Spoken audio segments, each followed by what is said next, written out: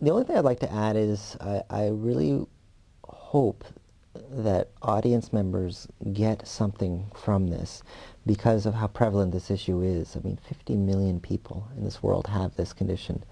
And while this is a personal belief, and I'm sure the medical community would scoff at my lack of scientific insight, but I believe this to be more of a humanitarian issue rather than a medical one. History has shown that people who we now suspect were schizophrenics, history has regarded them rather highly. People like Picasso, you can see the progression in his paintings from beginning to end, where the images become more disjointed and so on.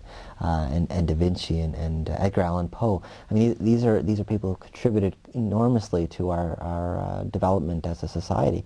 So I would like to see people be challenged in terms of their viewpoint and their outlook on schizophrenia. That it's not merely the dirty hobo in the street muttering madly to himself. That there are many faces to schizophrenia, and even perhaps those who are muttering madly to themselves, maybe the reason we're so uncomfortable with them is that it's vaguely reminiscent of a darker side of ourselves that we fear we may not be that far away from.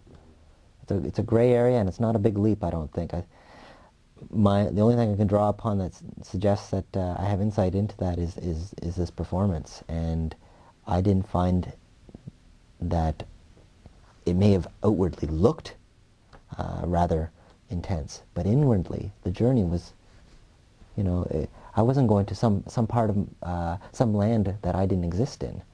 This was still me. It was just an extreme extension of a particular aspect of me. So I hope people get something very personal out of this that challenges them. Doesn't necessarily depress them, but it definitely challenges their outlook. What is normal, after all?